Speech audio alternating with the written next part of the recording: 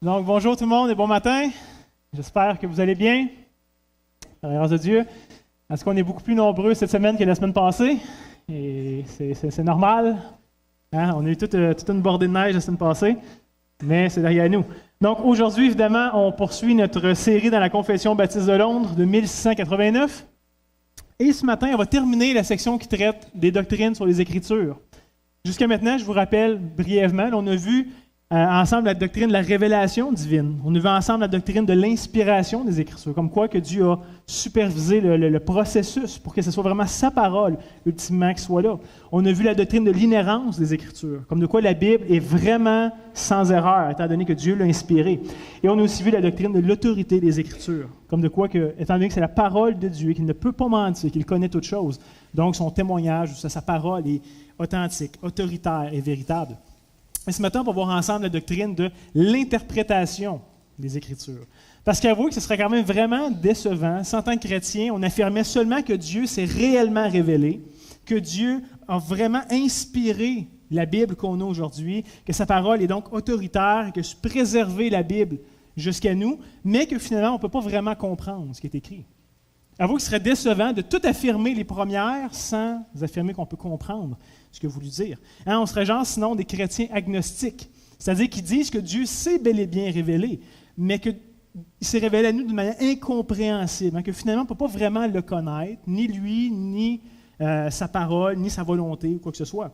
Ça ne nous aiderait pas beaucoup d'affirmer que Dieu s'est révélé dans toutes ces sphères-là si finalement on ne pouvait pas le comprendre. Mais au contraire, en tant que croyant, on affirme que Dieu s'est révélé, oui, mais d'une manière intelligible, d'une manière compréhensible pour nous, que ces Écritures peuvent être comprises. Et que c'était le désir de Dieu de le faire, hein, pour qu'on puisse apprendre à le connaître réellement, qu'on puisse apprendre à connaître sa volonté, à l'aimer et à lui obéir. Et sur une note personnelle, honnêtement, l'interprétation des Écritures est probablement la chose que je trouve le plus extraordinaire, que j'aime le plus faire. C'est ce qu'on appelle l'herméneutique, l'art d'interpréter un texte. Et ça a toujours été pour moi un domaine qui m'a fasciné. Depuis mon premier cours d'herméneutique, il y a déjà bien longtemps, là, de s'approcher de la Bible, même des textes des fois les plus obscurs, les plus lointains, les plus bizarres, parce qu'il y a vraiment des textes bizarres des fois dans la Bible, et de dire non, Dieu a cru bon de l'écrire comme ça pour une raison.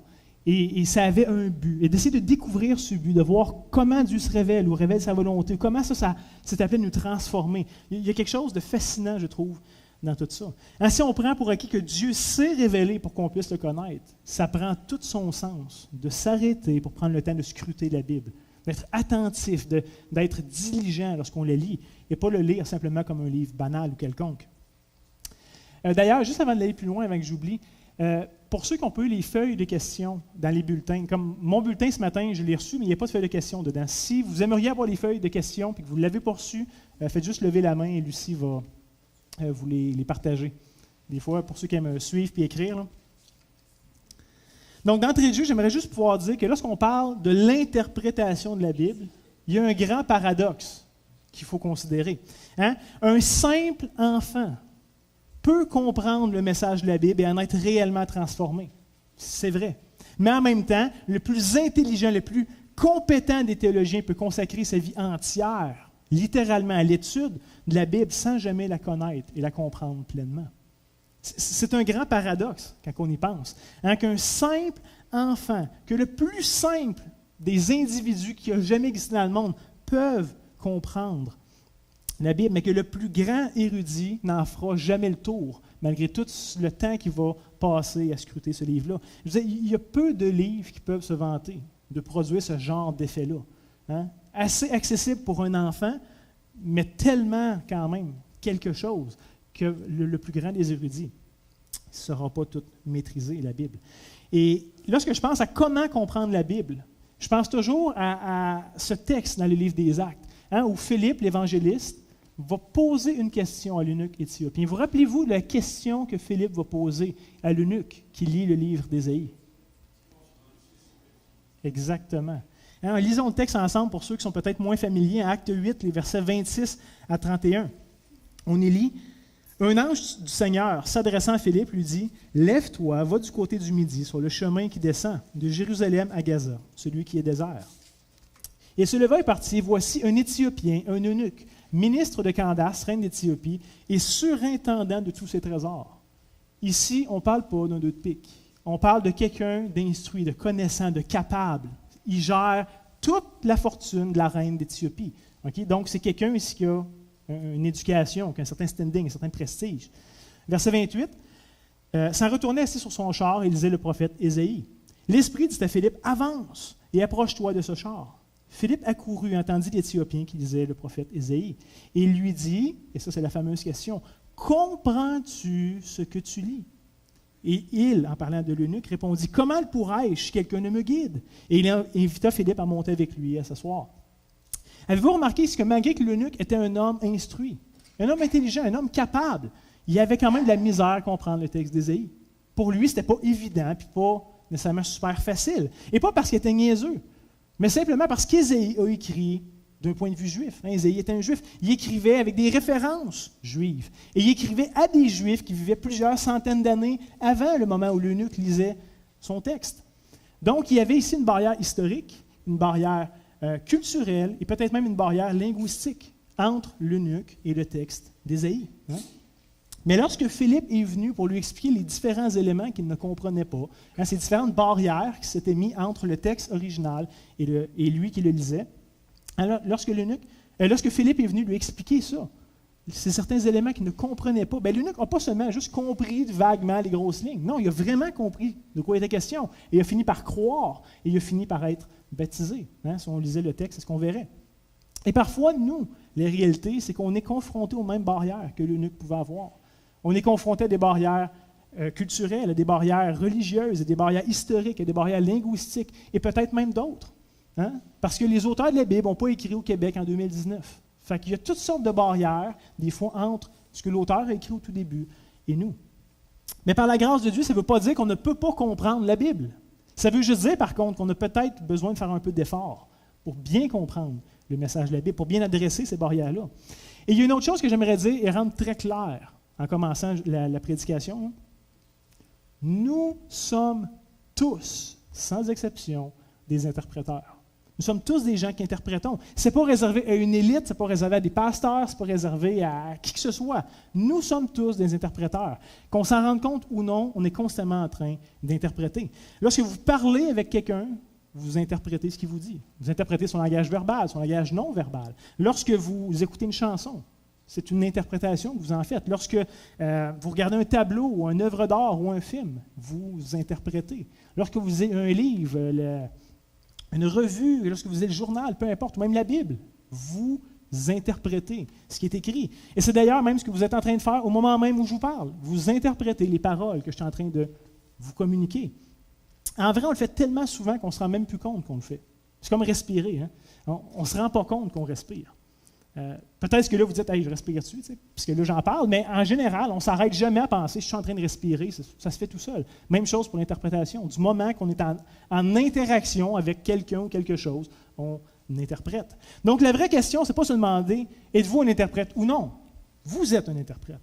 La vraie question qu'il faut se demander, c'est sur quelle base interprétez-vous? Et en particulier, lorsque vous interprétez la Bible, avez-vous les bonnes techniques d'interprétation et êtes-vous capable de bien les appliquer? C'est ça la vraie question qu'il faut se demander. C'est ça qui est vraiment important. Et ce matin, c'est ça que j'aimerais qu'on puisse faire ensemble. Qu'on puisse premièrement réfléchir sur les différents principes herméneutiques, les principes de l'interprétation d'un texte. Et je vous propose que des guides clairs qui devraient nous aider dans notre manière de comprendre et d'interpréter les Écritures. Ce sont des principes généraux qu'on va voir ce matin, qui peuvent s'appliquer à tous les types de lectures qu'on peut faire, la Bible inclus. Mais parce que je crois fondamentalement que l'interprétation d'un texte n'est pas quelque chose de purement théorique, j'aimerais qu'on puisse prendre le temps de faire un exercice pratique ce matin. Donc, on va voir les principes, mais je trouvais ça vide et inutile de juste présenter des principes d'interprétation puis juste de prêcher là-dessus. C'est tellement pratique, c'est tellement concret que je me disais, on va le mettre en pratique ensemble en faisant un exercice tantôt. Mais juste avant de commencer à regarder les différents principes d'interprétation, j'aimerais seulement nous mettre en garde de deux extrêmes qu'on peut avoir en rapport avec la lecture de la Bible ou de sa compréhension. Le premier extrême va être d'approcher la Bible avec une approche élitiste, ou est-ce que c'est juste les élites, c'est juste ceux d'une certaine classe, juste ceux qui ont des diplômes en théologie, juste ceux que peu importe, qui peuvent approcher la Bible et la comprendre. Certains voient les Écritures comme ça. Mais comme le dit la Confession baptiste de Londres, que vous avez dans votre bulletin, la Bible est le livre de tous les croyants. Pas seulement d'une partie des croyants, pas seulement de l'élite parmi les croyants, pas seulement les gens instruits parmi les croyants, pas juste les théologiens ou les pasteurs. La Bible est le livre de tous les croyants. Et on y croit. Donc, si on tombe dans cet extrême-là de penser que la Bible est réservée, pour être comprise, du moins seulement une élite, ça va produire que la grande majorité du peuple de Dieu n'est finalement plus en lien ou en contact direct avec la Bible ou avec les Écritures. Parce qu'elle va laisser, entre guillemets, les spécialistes leur dire ce que la Bible veut dire, ou ce qu'elle ne veut pas dire, ou quoi faire, ou quoi pas faire. Et finalement, le peuple de Dieu ne sera plus en contact avec les Écritures, mais on va être en contact avec des gens qui sont en contact avec les Écritures. Donc, on va comprendre la Bible par moyens interposés. Et ce n'est pas pour ce but-là qu'elle a été écrite au tout début. Hein? Et Paul nous rappelle ceci en Acte 17, les versets 10 et 11. Et c'est un texte qu'on ramène souvent, je trouve, à l'Église, mais il est important, et on le fait pour une raison. On lit « Aussitôt les frères firent partir de nuit Paul et Silas pour Bérée.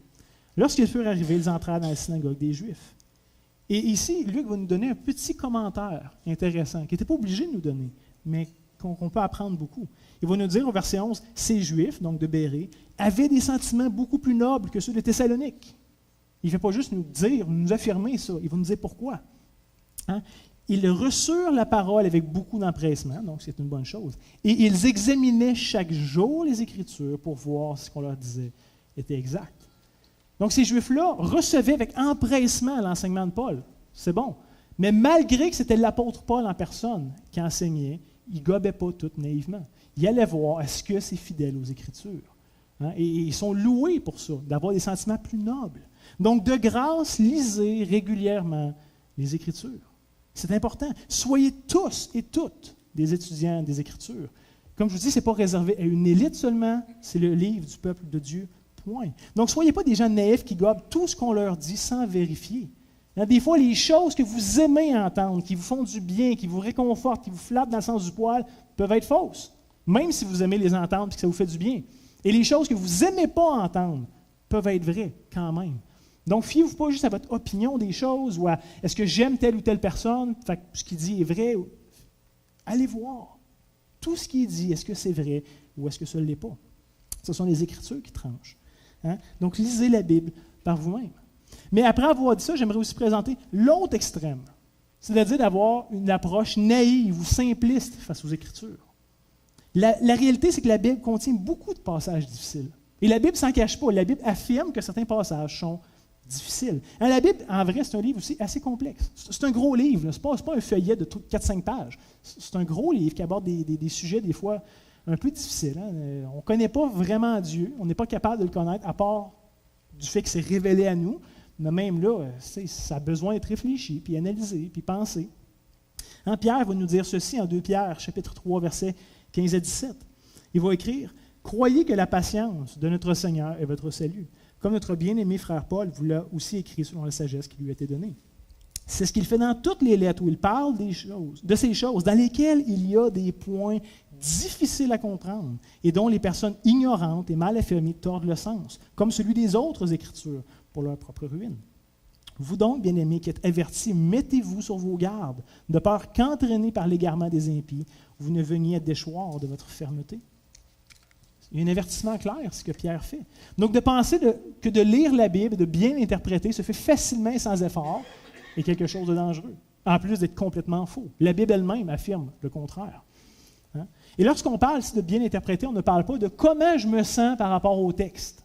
Ça n'a rien à voir, ce n'est pas de ça qu'on parle. On ne parle pas non plus de comment moi je comprends ce que j'ai lu. Ce n'est pas de ça qu'on parle non plus, lorsqu'on parle de comprendre le texte biblique. Alors, lorsqu'on parle d'une bonne interprétation, on recherche à comprendre ce que l'auteur humain a voulu transmettre. Hein, lui, quand il écrivait son texte, il y avait un but, il y avait un motif. Et si on ne comprend pas pourquoi il écrit telle ou telle chose, qu'on ne comprend pas son motif, ce qui l'a poussé à vouloir écrire ça, bien, on a des grosses chances de ne pas comprendre ce qu'il a voulu dire, finalement. Lorsqu'on parle de comprendre un texte biblique, on parle aussi de comment est-ce que les auteurs, les destinataires d'origine, ceux à qui ça a été écrit, comment eux ont compris le texte. Ça a été écrit pour eux, dans une langue qu'ils comprenaient, dans un contexte culturel, historique, etc., qu'ils comprenaient. Donc, comment eux ont reçu ça? Parce qu'il ne faut pas oublier que la Bible n'a pas été écrite à nous, malgré qu'elle a été écrite pour nous, pour notre bien, pour notre instruction. Mais nous ne sommes pas les destinataires originaux d'aucun des livres de la Bible. Il n'y a aucun passage de la Bible qui a explicitement été écrit pour Mathieu Gauthier. C'est écrit pour d'autres personnes, un auditoire. Donc, malgré que la Bible a été écrite pour nous, elle n'a pas été écrite à nous. Et c'est une nuance, je crois, qu'on devrait considérer lorsqu'on la lit. Et ultimement, lorsqu'on interprète bien la Bible, on devrait se demander qu'est-ce que Dieu, finalement, a voulu transmettre, qu'est-ce que Dieu a voulu inspirer dans ce tel ou tel passage d'Écriture. Si on croit à la doctrine de l'inspiration de Dieu, Dieu s'est révélé, a souverainement orchestré. Ce n'était pas juste Luc ou Paul qui a décidé d'écrire telle ou telle chose. Dieu a voulu se révéler de telle ou telle manière. Donc, si on ne comprend pas ce que Dieu finalement a voulu transmettre de lui-même, de sa volonté, peu importe, eh bien, on n'aura pas une bonne interprétation de la Bible, ça va de soi. Donc, l'interprétation de la Bible aussi, et je veux le dire avant d'aller plus loin, n'est pas quelque chose de premièrement individuel. Et ça peut être difficile pour nous qui vivons dans une société individualiste, mais l'interprétation de la Bible n'est pas quelque chose de premièrement individuel. C'est premièrement quelque chose qui se fait dans une communauté de foi, où on peut challenger la compréhension des uns et des autres afin de s'approcher le plus possible du sens original du texte, de ce que l'auteur a voulu écrire, de ce que les destinataires ont compris, de ce que Dieu a voulu faire en se révélant. Le problème, c'est qu'aujourd'hui, chaque chrétien individuellement est devenu l'autorité finale sur comment comprendre la Bible. Et c'est faux. Ça ouvre la porte à une forme de relativisme où un chrétien va dire « Moi, j'ai lu ce texte-là ce matin, j'ai compris telle chose, le Saint-Esprit m'a montré telle chose. » Et un autre chrétien va dire « C'est drôle, moi aussi j'ai lu le même texte et le Saint-Esprit m'a montré ça. » Et finalement, tu te rends compte, et là, on pourrait faire l'exercice avec toute la gang, et on lirait toute la Bible en disant « Le Saint-Esprit m'a montré ça. » Oui, mais le problème, c'est pas est-ce que le Saint-Esprit t'a montré ça, c'est qu'est-ce que la Bible veut dire vraiment. Ça rouvre une porte à un relativisme au point qu'on ne sait plus vraiment finalement ce que la Bible veut dire. Des fois, le Saint-Esprit va montrer telle chose à lui, et c'est contradictoire à ce que le Saint-Esprit m'aurait supposément montré à moi. Si le Saint-Esprit montre deux choses qui se contredisent, je vous propose qu'il y a un des deux qui a tort, si ce n'est pas les deux. Ça fait que ça ne revient pas à dire comment moi j'ai compris le texte. On devrait s'arrêter et dire qu'est-ce que le texte veut vraiment dire. Parce qu'il y a une chose que le texte veut dire. Point. L'auteur avait un but en l'écrivant. Ça peut s'appliquer de différentes façons, mais il n'y a pas 15 sens différents à tous les versets de la Bible.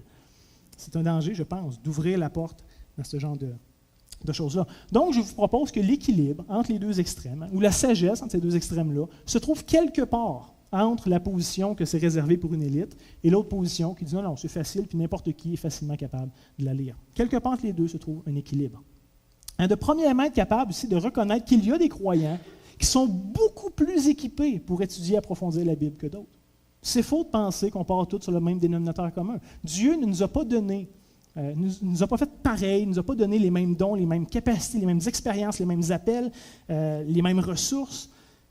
On est tous différents. Dans le corps de Christ, nous sommes tous différents. On aime penser qu'on est tous égaux, mais c'est faux, on n'est pas égaux. On est unitaires, on est appelés à l'unité ensemble, mais pas parce qu'on est tous pareils, parce qu'on est tous différents qu'on est appelés à l'unité. L'apôtre Paul nous rappelle cette réalité-là lorsqu'il écrit en Éphésiens chapitre 4, les versets 11 à 15. Et il va dire, « Il a donné les uns comme apôtres, les autres comme prophètes, les autres comme évangélistes, les autres comme pasteurs et docteurs. » Ce qui sous-entend que tout le monde n'est pas prophète, apôtre, évangéliste, pasteur et docteur. Il y a des gens qui le sont. Une de ces choses-là, il y en a d'autres qui ne le sont pas. Il va écrire, « Pourquoi est-ce que Dieu a fait ça? » Verset 12, « Pour le perfectionnement des saints, de tous les saints, en vue de l'œuvre du ministère et de l'édification du corps de Christ, jusqu'à ce que nous soyons tous parvenus à l'unité de la foi et de la connaissance du Fils de Dieu. Elle est à d'homme fait à la mesure de la stature parfaite de Christ, afin que nous ne soyons plus des enfants flottants et emportés à tout vent de doctrine par la tromperie des hommes, par la ruse et dans les moyens de séduction, mais que professant la vérité dans la charité ou dans l'amour, nous croissions à tous égards en celui qui est le chef, Christ. » Donc, nous devrions être capables de considérer ce que disent certaines personnes qui ont été spécialement douées par Dieu et d'être prêts à recevoir humblement leurs instructions. C'est ce que les Juifs de Bérée faisaient lorsque Paul leur enseignait. Ils ont reçu son enseignement avec empressement, la Bible nous dit. Mais on ne devrait pas le faire de manière naïve. Ça ne devrait jamais, cependant, nous voler notre responsabilité individuelle de lire la Bible et de chercher à comprendre le mieux possible ce qui est écrit pour nous-mêmes. Selon nos capacités, selon nos dons, selon le temps qu'on a, selon notre appel, selon plein d'autres critères. Mais ça ne nous vole pas notre responsabilité de le faire. Personne n'est appelé à être passif par rapport aux Écritures. On est tous appelés à être des lecteurs et des auditeurs sérieux de la parole de Dieu. Dépendamment de ce que le Seigneur nous a donné, on est appelé à le faire quand même. Maintenant, lorsqu'on veut interpréter un texte biblique, la première étape, un peu comme je l'ai dit tantôt, n'est pas de comprendre qu'est-ce que le texte me dit à moi. Parce que le texte ne te dit rien, premièrement, à toi. Le texte, évidemment, la Bible est autoritaire, il y a des choses à nous enseigner, mais le texte ne nous a pas été écrit pour nous. On a besoin de faire des parallèles, des applications, de contextualiser les choses. Et comme j'ai dit tantôt, notre but premier devrait être qu'est-ce que l'auteur a voulu écrire. Qu'est-ce que lui a voulu communiquer et comment les gens l'ont compris initialement. Et c'est seulement lorsqu'on a bien compris l'idée originale de l'auteur qu'on peut voir comment est-ce que ça s'applique à moi, en tenant compte maintenant de notre culture, de notre contexte, de notre réalité à nous.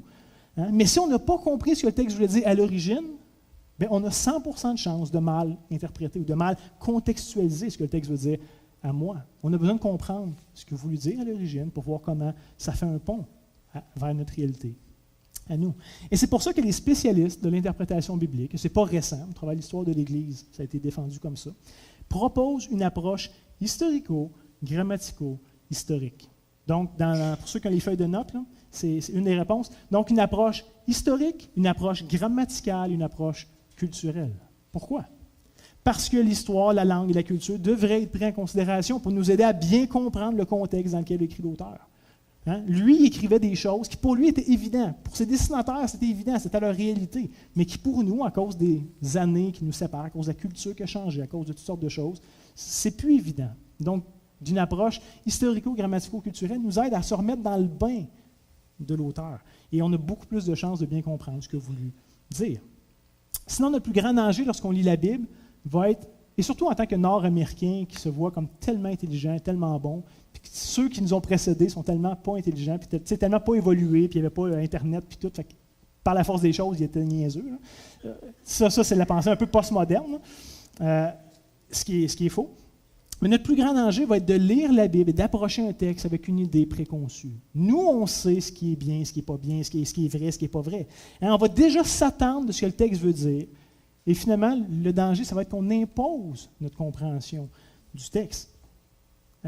On va imposer une compréhension au texte. Fait qu'on ne sera plus en train d'essayer de comprendre qu'est-ce que le texte veut vraiment dire, mais on va l'approcher en disant « telle chose est vraie, donc comment est-ce que je lis ça dans le texte? » Et c'est sûr qu'on va mal le comprendre si on essaie de faire ça.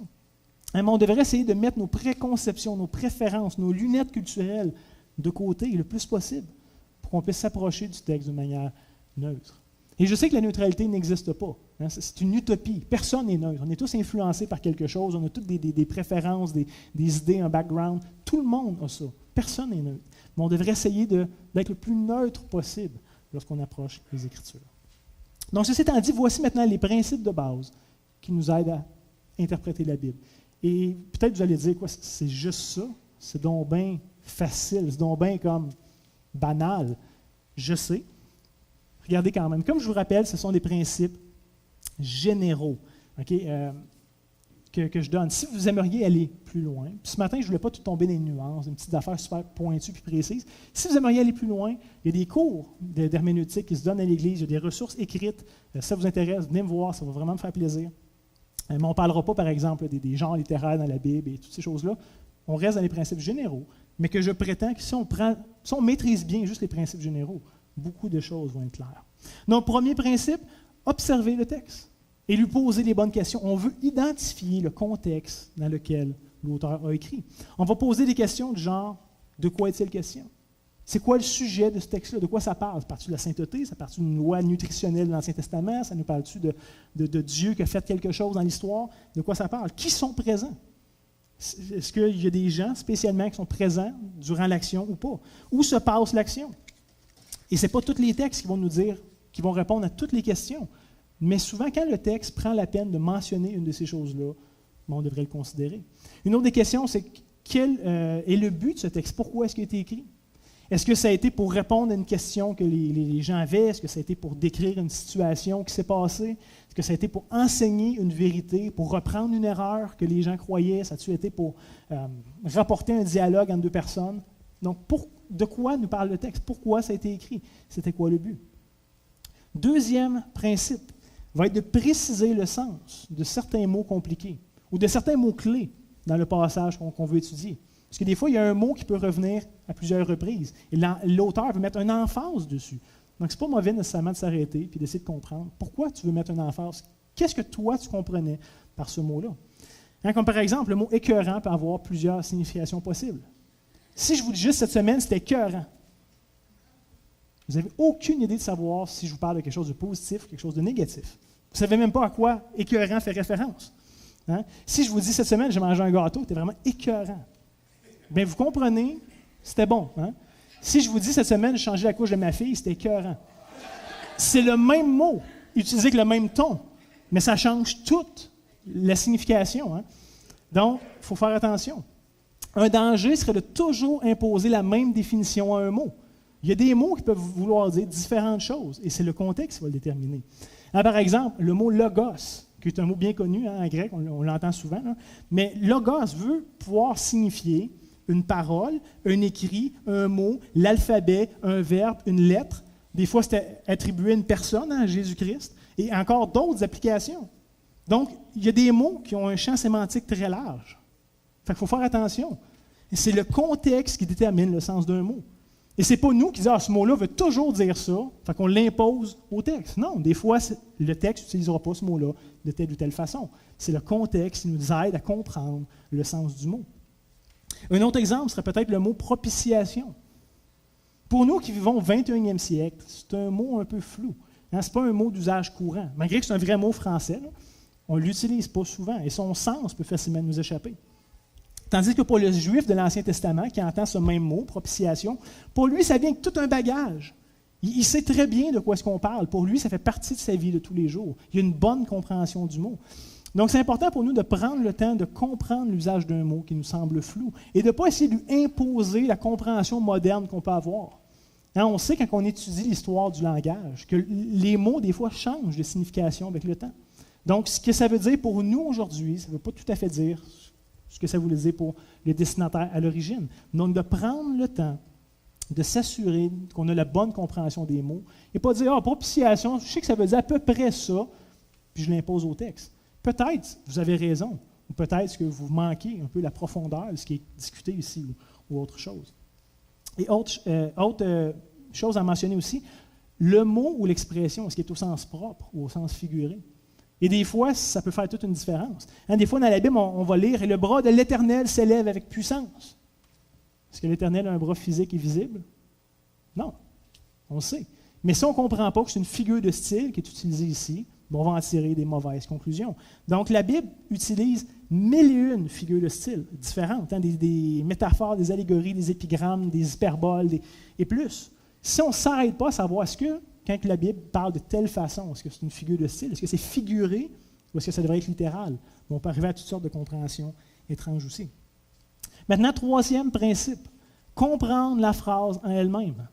C'est quoi le mouvement qui se passe dans la phrase? Là, on a regardé un peu le contexte, les mots importants. Maintenant, on veut lire les phrases. C'est quoi qui se passe dans cette phrase-là?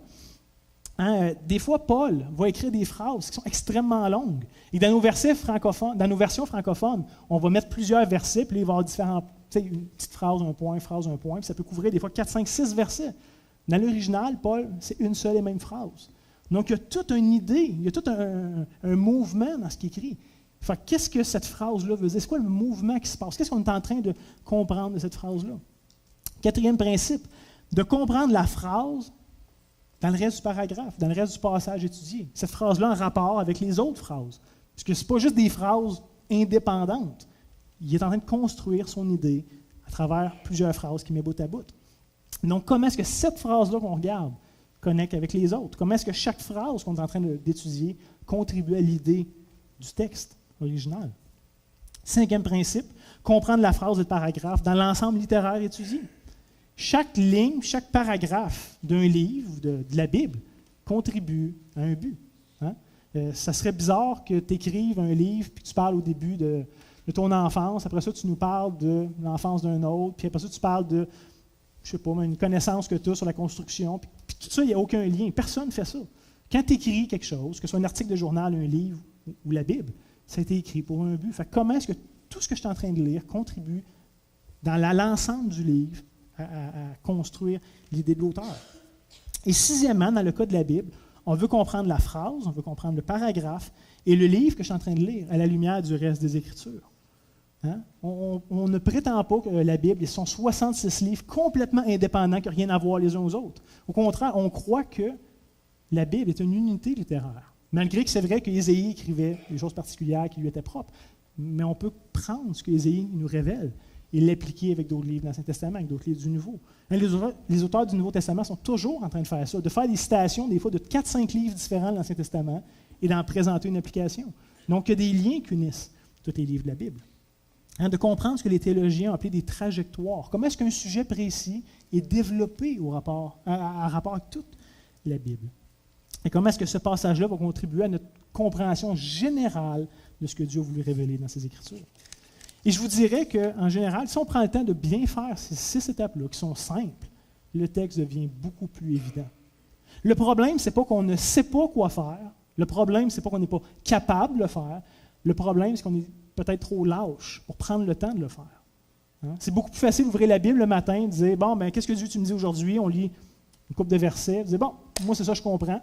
On referme la Bible, puis on passe à autre chose. C'est vraiment plus facile de faire ça.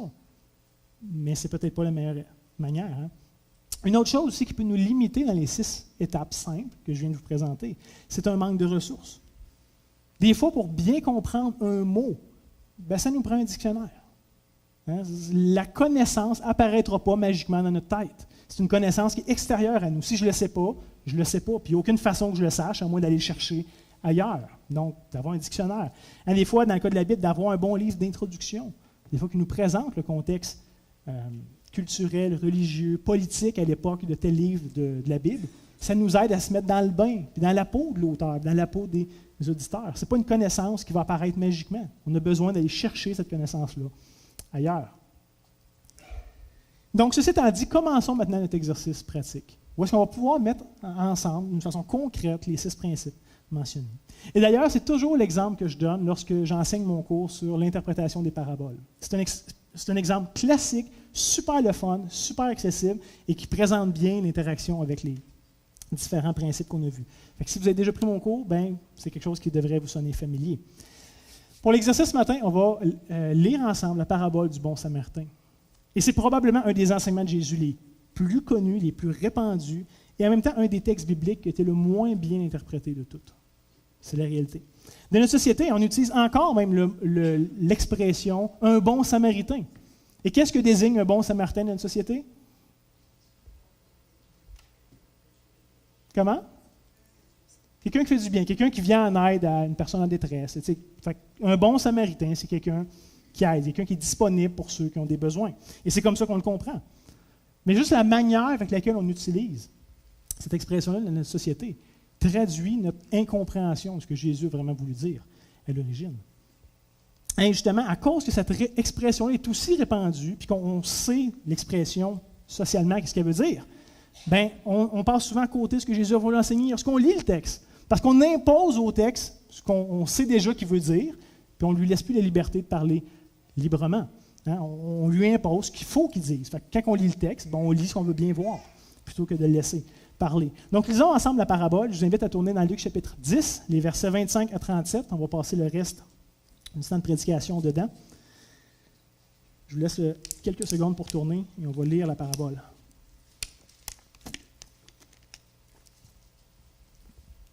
Ça se lit comme suit, verset 25.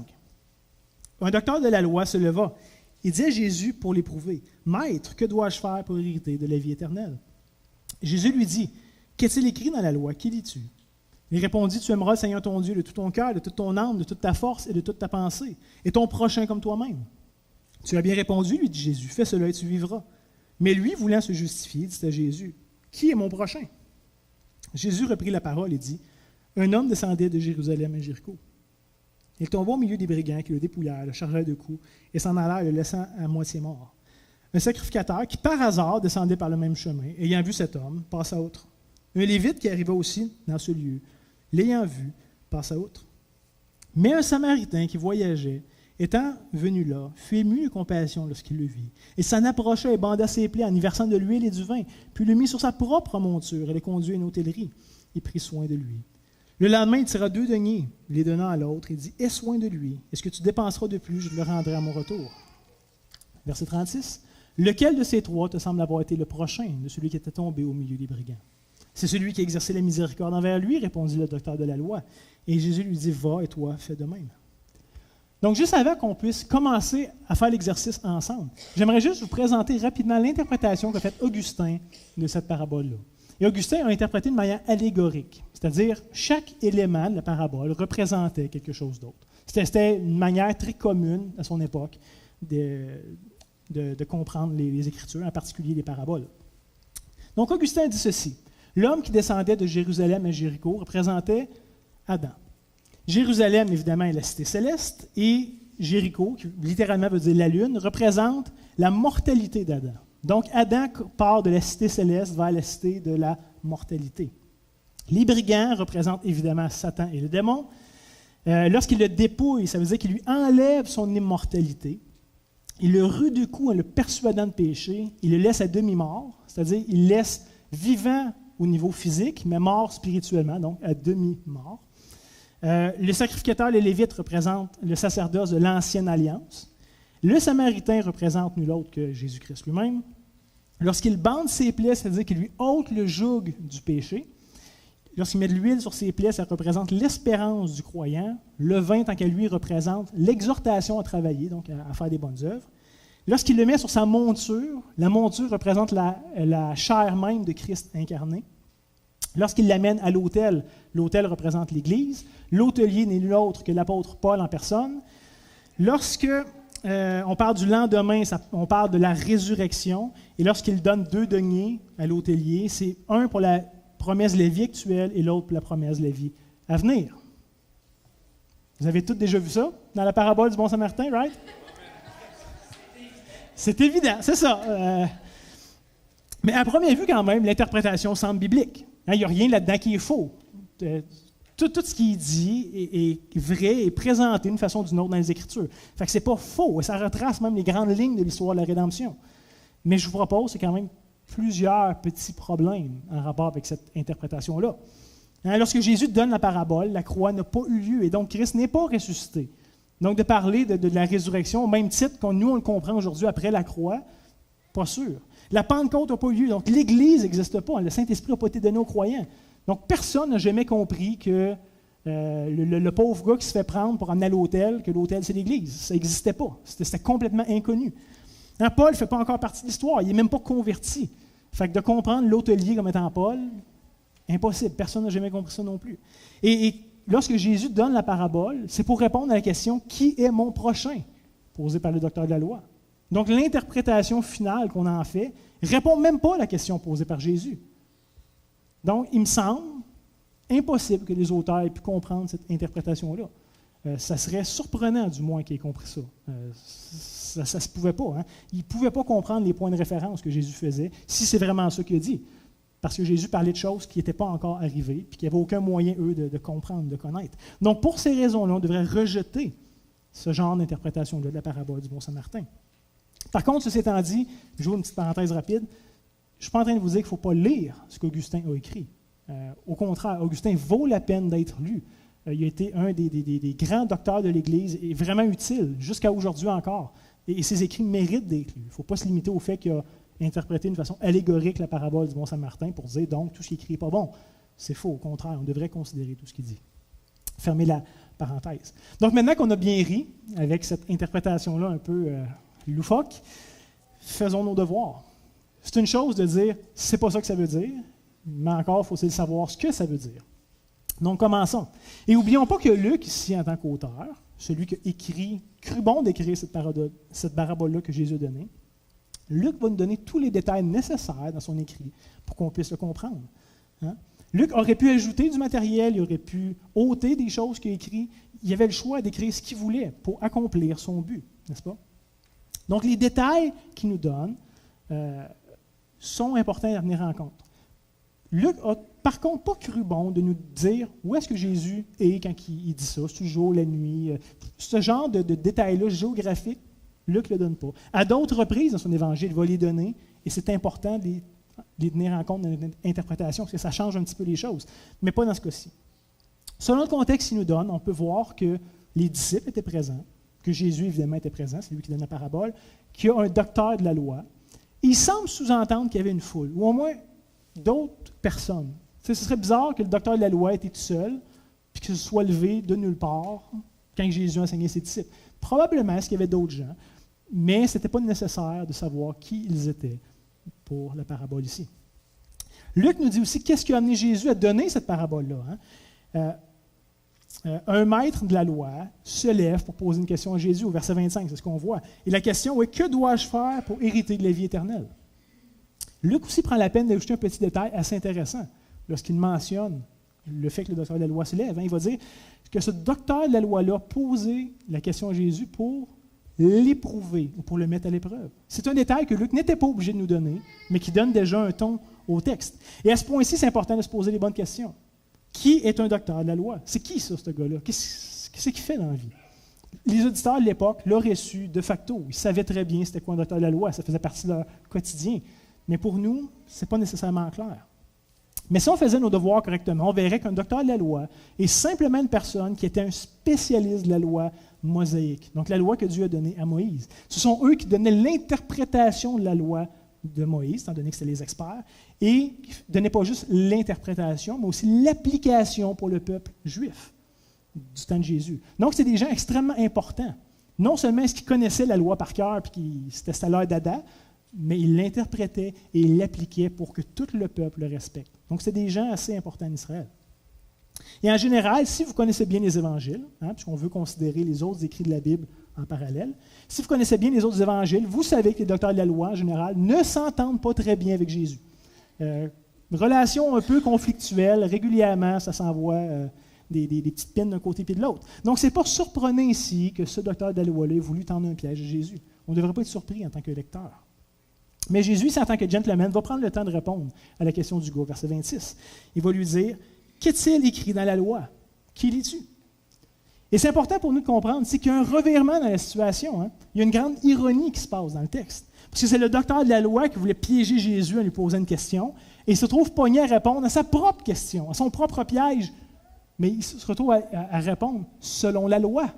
Jésus renvoie la question, mais définit le cadre dans lequel la réponse peut être donnée. Et ce qui est drôle, c'est que c'est lui le spécialiste de la loi. Fait qu'il devrait le savoir. Qui lis-tu selon la loi? Toi, qu'est-ce que tu répondrais à cette question-là? Donc, le piège qui était premièrement donné à Jésus est retourné. Et finalement, le docteur de la loi se fait prendre à son propre piège. Et le docteur de la loi, ici, est sous le spot. Il ne peut pas comme s'en aller. Là. Et il n'y a pas d'autre choix que de répondre. Ce serait vraiment mal vu que le docteur de la loi réponde « Selon la loi, je ne sais pas. J'ai aucune idée. » Le gars, c'est l'expert, c'est le spécialiste. Tout le monde s'attend qu'il y ait une réponse. Il connaît la loi par cœur. Il va donc répondre, verset 27. Il répondit, « Tu aimeras le Seigneur ton Dieu de tout ton cœur, de toute ton âme, de toute ta force, de toute ta pensée, et ton prochain comme toi-même. » Et bien heureusement pour lui, sa réponse est bonne. Et même Jésus va l'approuver, au verset 28. « Tu as bien répondu, lui dit Jésus. Fais cela et tu vivras. » Et la réponse de Jésus est quand même drôle, dans le contexte. Il faut noter qu'il répond parfaitement à la question initiale du docteur de la loi, qui était « Comment avoir la vie éternelle? » Jésus dit « Aime Dieu de tout ton cœur, blablabla, aime ton prochain comme toi-même, et tu vivras. » Ça répond parfaitement à sa question initiale. Mais le problème, c'est que si le docteur de la loi est un peu pogné avec la réponse de Jésus, voyez-vous, plutôt que de le justifier, la réponse de Jésus le condamne. Parce que personne n'a jamais aimé Dieu de tout son cœur, de toute sa force, de toute sa pensée, et de tout, je n'oublie un, de tout son cœur. Et personne n'a vraiment jamais aimé son prochain comme lui-même parfaitement. On a tous eu des manquements dans l'un ou dans l'autre. Et le docteur de la loi le sait. Donc, il se retrouve accusé par sa propre réponse. Il veut avoir la vie éternelle, mais il se rend compte que par sa propre réponse, il ne se qualifie pas pour la vie éternelle. Et là, ça ne va pas bien, ses affaires. Et peut-être même que son orgueil est piqué un peu. C'est pas ça qu'il voulait faire. Lui, il venait là pour piéger Jésus. Et finalement, il se fait comme rabrouer en disant, « T'es pas digne de la vie éternelle, mon pauvre toi. » Donc, il va répondre à Jésus au verset 29. Mais lui, voulant se justifier, il dit à Jésus, « Qui est mon prochain? » Et le pauvre gars ici cherche un échappatoire. Il sait qu'il vient de se faire coincer. Il sait qu'il est pogné parce qu'il ne répond pas au propre standard qu'il est supposé répondre. Donc, plutôt que de justifier, sa réponse le condamne. Parce que personne n'a jamais aimé Dieu de tout son cœur, comme j'ai dit.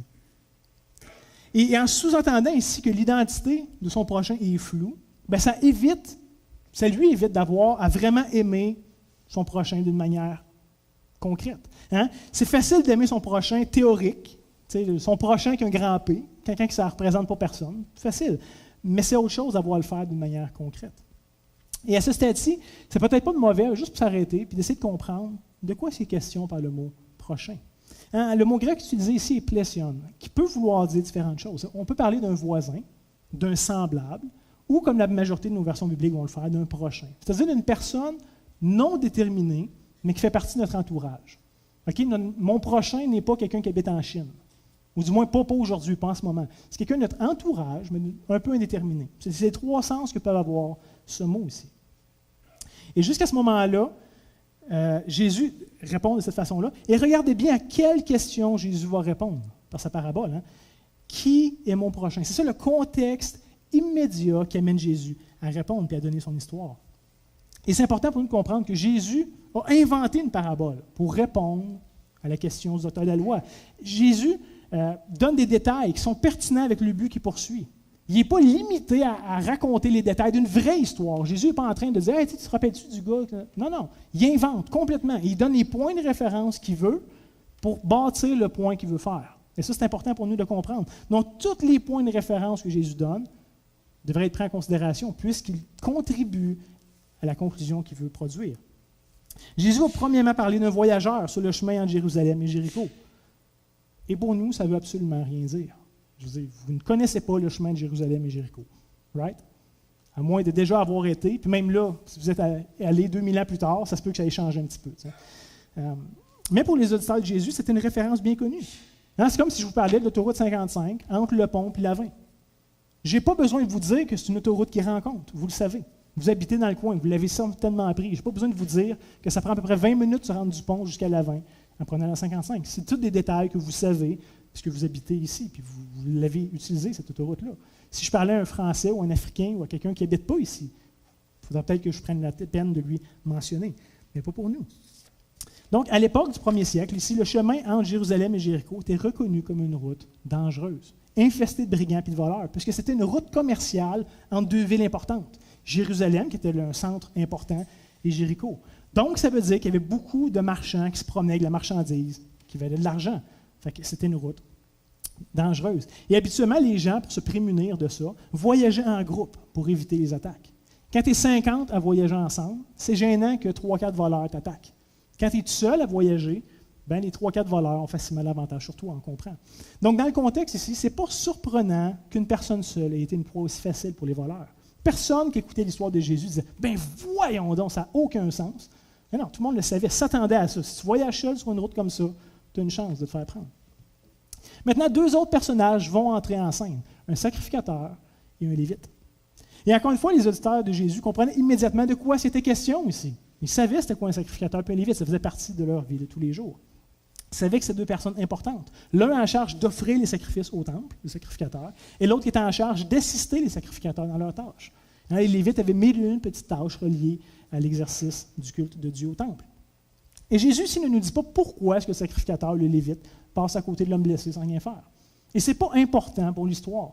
On peut spéculer sur le motif, puis avoir plus ou moins raison. On n'en sait rien. Peut-être qu'il y avait peur des voleurs. Il dit, si je m'arrête pour aider ce gars-là, peut-être que les voleurs sont encore pas loin, puis ils vont me tomber dessus. Je ne sais pas, c'est peut-être un raisonnement curieux. Peut-être qu'ils pensaient que l'homme était déjà mort, ou qu'elle allait bientôt mourir. Fait que peu importe l'aide qu'on allait lui donner, ben, ça ne servait à rien. Peut-être que c'était pour rester pur. En tant que gens qui travaillaient dans le temple au service de Dieu, ils devaient être cérémoniellement purs. Et de toucher un mort ou du sang, des choses comme ça, ça les rendait cérémoniellement impurs. Donc peut-être qu'ils se sont dit non, on va servir Dieu, donc on veut rester pur. Peut-être qu'il y avait d'autres raisons, on s'en fout. L'important dans l'histoire, c'est qu'ils n'ont rien fait pour aider l'homme blessé. Et maintenant, Jésus introduit un nouveau personnage dans l'histoire, un troisième, un Samaritain. Et pour nous, ça ne nous fait ni chaud ni froid que Jésus ait décidé d'utiliser un Samaritain. On n'en connaît pas, puis ça veut plus ou moins dire quelque chose pour nous. Mais il faut comprendre que pour un Juif de l'époque, c'était choquant. C'était scandaleux que Jésus fasse ça. Il faut comprendre qu'un Samaritain, c'était un demi-juif. Historiquement, c'était des gens juifs. Mais lors du retour de l'exil, ils se sont mêlés par mariage et tout avec d'autres peuples. Donc, c'était pour dire rapidement, des anciens juifs, mais mêlés avec d'autres nations. Hein? Aux yeux des juifs purs, là, qui s'étaient mariés juste entre juifs pour préserver la lignée, aux yeux de ces juifs-là, un Samaritain, en vrai, c'était un bâtard. C'était comme le petit cousin éloigné de la famille, mais qui avait été mêlé avec autre chose. Et pour faire une histoire courte, les Samaritains détestaient les Juifs parce qu'ils étaient rejetés par eux, au point que les Samaritains n'allaient plus au temple à Jérusalem, adorer et tout. Ils s'étaient donné un mode de culte alternatif sur le mont Gérizim, mais bon. Mais essentiellement, ils croyaient au même Dieu. Ils croyaient aussi à la loi mosaïque, mais c'était tellement fort, la haine entre ces deux peuples-là, qu'ils n'allaient même plus adorer au temple de Jérusalem. Et les Juifs, eux, haïssaient et méprisaient les Samaritains. Et même les Juifs les haïssaient tellement que plutôt que de traverser la Samarie pour aller dans un point X, ils préféraient faire un long détour autour de la Samarie. Les Juifs pieux n'entraient même pas sur le terrain des Samaritains, ça les écœurait trop. Okay? Donc, aux yeux des Juifs, ici, les Samaritains étaient tellement sales que non seulement ce qui était impur, comme n'importe quel autre païen, mais en plus, ils considéraient comme impur tout ce qu'ils touchaient. Ce qu'un Samaritain touche devient impur. Et ça nous aide peut-être à comprendre l'étonnement de la femme samaritaine lorsque Jésus lui demande à boire. Non seulement est-ce que c'est un homme qui s'adresse à une femme, non seulement est-ce qu'il est juif et qu'elle est samaritaine, donc déjà il y a un conflit ethnique, mais en plus, elle devait se dire, tu veux que je te puise de l'eau? L'eau que moi je vais puiser, ce n'est pas trop impur pour toi? Hein, il y a toute cette connotation-là ici culturelle qu'il faut prendre en considération. Mais malgré le conflit ethnique, si le Samaritain de la parabole de Jésus ne tarde pas à venir au secours de l'homme blessé, hein, qui vraisemblablement est juif, puisqu'il venait de Jérusalem. Et c'est intéressant de voir que le Samaritain lui donne non seulement le minimum, il ne donne pas juste 2-3 plasters, arrange-toi avec ça. Non, il le traite comme si c'était un de ses enfants. Hein? Il aime ce pauvre homme-là comme lui-même. Ça vous rappelle quelque chose? Avec le contexte de la parabole. Hein? Il traite cet homme-là exactement comme il voudrait être traité si c'était lui qui avait été pris aux mains des voleurs. Et Jésus va terminer son histoire sur cette note de compassion-là ici de la part du Samaritain. Mais le but de Jésus n'est pas accompli. Hein? Il n'a pas encore répondu à la question du docteur de la loi. Il a juste donné son histoire. Et c'est pourquoi Jésus va se tourner vers lui poser une dernière question. Et notez bien que la question de Jésus vient à la fois conclure la parabole, parce qu'elle n'est pas encore conclue, et ça va venir lui donner un sens final à la parabole. Mais ça vient aussi répondre exactement à la question du docteur de la loi, parce que c'est pour ça que Jésus s'est mis à raconter une parabole. Jésus ne faisait pas juste marcher en Galilée, puis inventer des histoires. Puis, c'était pas comme un Fred Pellerin du temps. Jésus disait des paraboles pour un but précis. Hein? On lit la réponse, ou plutôt la question de Jésus en Luc 10, 36. Il va dire « Lequel de ces trois ?»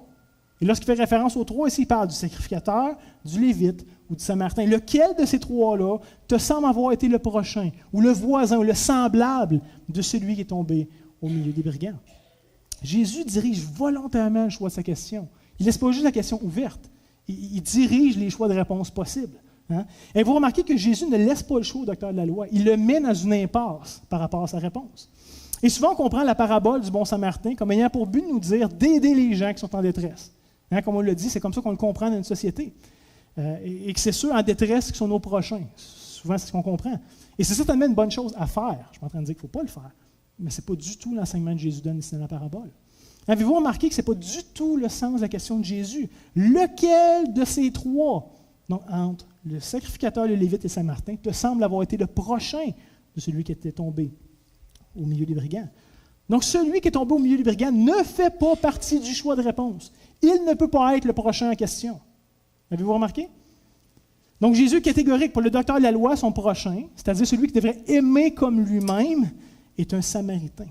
Celui qui haït profondément, celui qui voit comme inférieur, celui qui voit comme ne méritant rien. Hein? Et c'est lui qui devient son prochain et qui devrait aimer comme lui-même. Hein? Donc, dans l'histoire de Jésus, si le Samaritain n'est pas du tout en besoin, vous remarquez, le gars est en bonne santé, il a de l'argent, il a une monture, il est sur le chemin, il fait ses affaires, il n'a aucun besoin apparent. Ce n'est pas comme le pauvre gars qui est tombé sur la route, mais c'est quand même lui qui se trouve être son prochain. Et cette compréhension-là ici transparaît très clairement dans la réponse que Jésus va donner, que le docteur de la loi, c'est-à-dire va répondre au verset 37. Il va dire, à la réponse, lequel de ces trois est le prochain? Il va dire, c'est celui qui a exercé la miséricorde envers lui, répondit le docteur de la loi. Et Jésus lui dit, va et toi, fais de même. Et vous remarquez que le docteur de la loi n'est même pas capable de dire le mot samaritain. Ça aurait été bien plus simple de répondre, ben, c'était le samaritain. Non, non, c'est celui qui a exercé de la miséricorde envers lui. Le docteur de la loi, il a très bien compris l'enseignement de Jésus. Il a très bien compris où est-ce que Jésus s'en allait avec ça. Mais ça l'écœure et ça le dégoûte au plus haut point. Juste l'idée d'avoir aimé un samaritain comme lui-même. Il n'est même pas capable de dire le mot, tellement ça élève le cœur. Et sûrement, est-ce qu'il aurait été capable peut-être de le faire pour un sacrificateur ou un lévite? Non, eux autres le valaient bien. C'est des gens importants, des gens nobles, des gens dignes. Peut-être qu'il aurait été capable, peut-être, d'aimer le pauvre juif laissé à demi-mort sur le chemin. Mais d'aider un samaritain, d'aimer un samaritain comme lui-même, était au-delà de ses forces, littéralement. Et ça, Jésus, s'il le savait bien. Et c'est exactement ça qu'il a voulu présenter, le coincer jusqu'à la fin. Donc la parabole de Jésus avait pour but de mettre la barre du salut inaccessible. Ce n'était pas possible. Ce n'est pas humain d'être capable d'aimer son ennemi comme soi-même. Il n'y a pas personne qui est capable de faire ça. Et le docteur de la loi a dû partir profondément découragé cette journée-là. Hein? Et la foule qui a entendu Jésus dire cette parabole-là a dû trouver que le salut était vraiment quelque chose de difficile à atteindre. Hein? Comme plusieurs des enseignements de Jésus, on pense au jeune homme riche ou à d'autres, parce que Jésus enseigne et tout le monde dit « Mais Colin, c'est pas possible d'être sauvé, ça. C'est quoi l'affaire? Hein? » Tout le monde part découragé parce que Jésus parle du salut. Mais le docteur de la loi, comme je disais, est parti découragé. Mais voyez-vous ici que le sens de la parabole de Jésus change. Lorsqu'on prend le temps de poser les bonnes questions au texte, qu'on prend le temps de le mettre dans le contexte, on prend le temps d'écouter ce que le texte a à dire. Hein? Ça change beaucoup. Ce n'est pas juste aide ceux qui sont dans le besoin, c'est aime ton ennemi comme toi-même. Ça, c'est une autre affaire. Aider quelqu'un qui a des besoins, on le fait tout. On a tout un âme charitable, on fait toute notre BA une fois de temps en temps. Mais d'aimer nos ennemis comme nous-mêmes, c'est une autre chose. Juste avant de conclure sur la parabole, j'aimerais inviter les préposés du repas du Seigneur à s'avancer pour distribuer les éléments. Donc, maintenant qu'on vient de comprendre la parabole du bon Samaritain dans son contexte, notre question devrait être comment ça s'applique à nous. Parce que la parabole n'est pas en train de nous dire « aime un Samaritain ». J'en connais pas de Samaritain, puis je ne sais même pas si ça existe encore aujourd'hui, le Samaritain. Ce n'est pas ça l'application. Et si on voulait en faire une application très littérale, bien, ça nous demanderait d'aimer comme nous-mêmes ceux qu'on haït, ceux qu'on méprise. Hein, puisque selon les dires de Jésus, c'est eux nos prochains, c'est eux nos semblables, c'est eux nos voisins. Et ça, c'est l'exigence de la loi. Vous pouvez y aller. C'est l'exigence de la loi. C'est ce que Dieu s'attend de chacun d'entre nous. Hein, Jésus a un sermon sur la montagne. Qu'est-ce qu'il va nous dire? Aime ton ennemi comme toi-même. Si ton ennemi te fait du mal, prie pour lui. Bénis ceux qui te maudit. Si ton ennemi a faim, donne-lui à manger. S'il a soif, donne-lui à boire. C'est l'enseignement de Jésus. Hein? Et c'est important pour nous de comprendre que la loi de Dieu est bonne, qu'elle est sainte, qu'elle est juste, et on le sait. Personne n'est contre la vertu. Personne n'est contre le fait d'aimer son prochain. Ce n'est pas ça le point. Mais le problème, c'est que cette loi-là de Dieu, qui est bonne et sainte, nous condamne. La loi de Dieu nous tue. C'est ça le problème. On aurait été capable de l'atteindre, mais on ne l'a tout pas fait. On a tout manqué maintes et maintes fois d'aimer Dieu tout notre cœur, toute notre force, toute notre passion, puis d'aimer nos ennemis comme nous-mêmes. On a tout manqué. Hein? On est sûrement d'accord pour dire que c'est une bonne chose d'être capable d'aimer nos ennemis comme nous-mêmes, mais d'aimer Dieu tout notre cœur, puis toute notre âme, puis toute notre force, toute notre pensée, c'est un excellent idéal. Puis j'espère que vous aspirez à être capable de le faire, parce que c'est une bonne chose. Mais le problème, comme j'ai dit, c'est qu'on en est tous incapables. Donc, si le salut et la vie éternelle dépendent de ces deux choses-là, eh bien, on est fait. On se retrouve dans la même position du docteur de la loi et des auditeurs de Jésus, qui dit, bien, c'est pas humain de faire ça. Je ne suis pas capable de faire ça. Mais la bonne nouvelle pour nous, c'est qu'il y a une personne qui a réellement vécu parfaitement et qui a incarné parfaitement ces deux réalités-là, de manière entière, de manière totale. Hein, Jésus a parfaitement aimé Dieu, s'est parfaitement soumis à lui, de tout son cœur, de toute son âme, de toute sa force, de toute sa pensée. Et Dieu le Père a toujours été pleinement satisfait de son Fils. On peut lire en Matthieu 3, versets 16 à 17, après que Jésus était baptisé. Dès que Jésus était baptisé, il sortit de l'eau, et voici les cieux s'ouvrir, et vit l'Esprit de Dieu descendre comme une colombe venir sur lui. Et voici une voix fit entendre des cieux ces paroles, une voix audible de Dieu. Celui-ci est mon Fils bien-aimé à qui j'ai mis toute mon affection. Dieu reconnaît en Jésus celui qui est parfaitement acceptable pour lui. Merci. Mais Jésus a aussi aimé ses ennemis comme lui-même. C'est une réalité que la Bible nous présente. Je dirais même qu'il nous a aimés de manière supérieure à lui-même. Paul va dire qu'il a considéré nos intérêts plutôt que de considérer les siens. Jésus ne nous a pas juste aimés comme lui-même, il nous a aimés de manière supérieure à lui-même. Je l'ai ici, merci. On peut lire Éphésiens chapitre 2, les versets 1 à 9. Parce que Paul va dire, « Vous étiez morts par vos offenses, par vos péchés, dans lesquels vous marchiez autrefois selon le train de ce monde, selon le prince de la puissance de l'air, et l'esprit qui agit maintenant dans les fils de la rébellion. Nous tous aussi, nous étions de leur nombre, et nous vivions autrefois selon les convoitises de notre chair, accomplissant les volontés de la chair et de nos pensées. Et nous étions par nature des enfants de colère comme les autres. Nous n'aimions pas Dieu comme il méritait d'être aimé, et nous n'aimions pas notre prochain comme nous-mêmes. » Verset 4, « Mais Dieu qui est riche en miséricorde, à cause du grand amour de nous a aimés, nous qui étions morts par nos offenses, nous a rendu la vie, à la vie avec Christ. C'est par la grâce que vous êtes sauvés.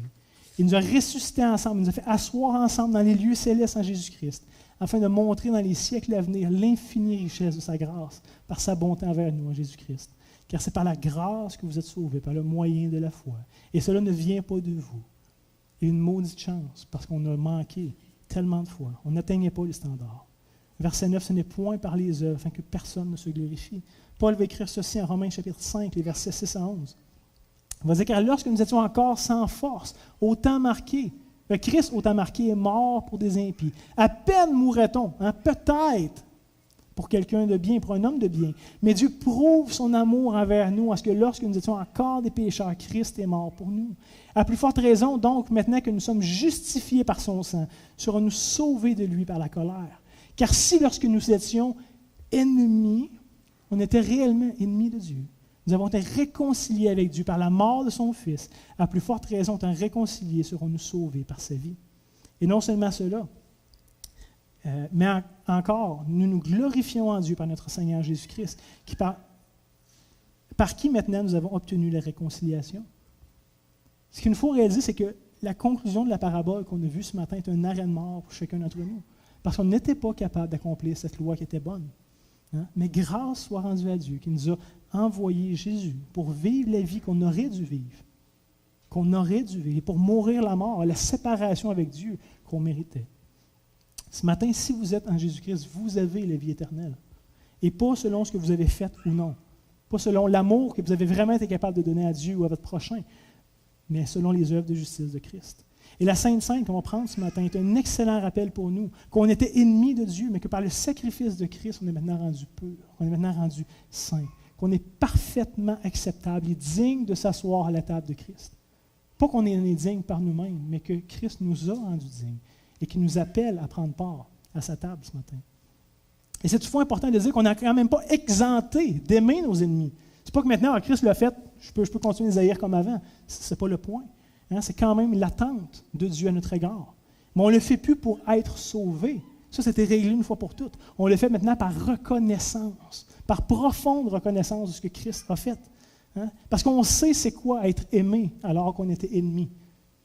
Si vous avez compris l'Évangile, vous savez à quel point est-ce que vous avez été aimé d'une façon extravagante alors que vous étiez vraiment ennemi de Dieu, en rébellion contre lui. Donc maintenant, ça nous est aussi accessible parce qu'on a reçu l'Esprit de Dieu qui vient en nous. Et c'est évident que d'aimer ses ennemis comme soi-même reste quelque chose de difficile. Je ne suis pas en train de dire que c'est facile et qu'on ne se casse pas la tête, ça se fait tout seul. Non, c'est contre-intuitif pour nous qui sommes encore dans la chair. Ça, c'est la réalité. Mais par la grâce de Dieu, ça nous est maintenant possible. On annonce un message de réconciliation. On a été nous-mêmes réconciliés. Donc ce matin, prenons ces éléments avec reconnaissance, avec beaucoup de reconnaissance. Prenons ce pain en se rappelant que le corps de Christ était brisé à la croix pour nous qui étions plutôt ses ennemis.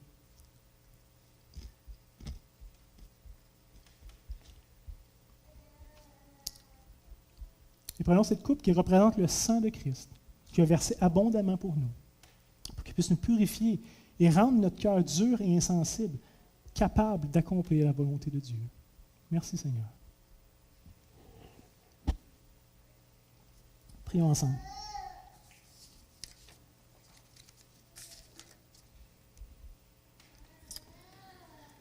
Donc Seigneur notre Dieu, merci d'avoir voulu te révéler à nous. Merci aussi de l'avoir fait d'une manière qu'on pouvait comprendre, Seigneur, qu'on pouvait saisir la révélation de ta personne.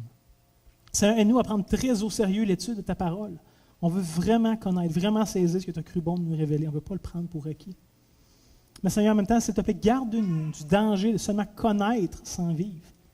On veut connaître et on veut croire dans notre connaissance de toi et ta volonté, mais en même temps aussi, on veut croire dans notre obéissance face à ce que tu nous dis dans ta parole. Comme on vient de le célébrer, Seigneur, durant la scène, on veut te dire merci pour ta grâce. Merci. Seigneur, merci d'avoir aimé tes ennemis à ce point-là. Merci d'avoir démontré ton amour d'une manière extravagante, d'une manière incroyable, Seigneur. Tu as donné le maximum. Maintenant, Seigneur, aide-nous à vivre de manière digne de l'amour que tu nous as manifesté. Qu'on puisse vivre cet amour-là, qu'on puisse l'annoncer fièrement. Seigneur, on veut te demander toutes ces choses dans le nom de Jésus, qui par son sacrifice maintenant nous permet de s'approcher de toi comme tes fils et des filles, malgré qu'on était ennemis avant. À lui soit toute la gloire, Seigneur. Amen.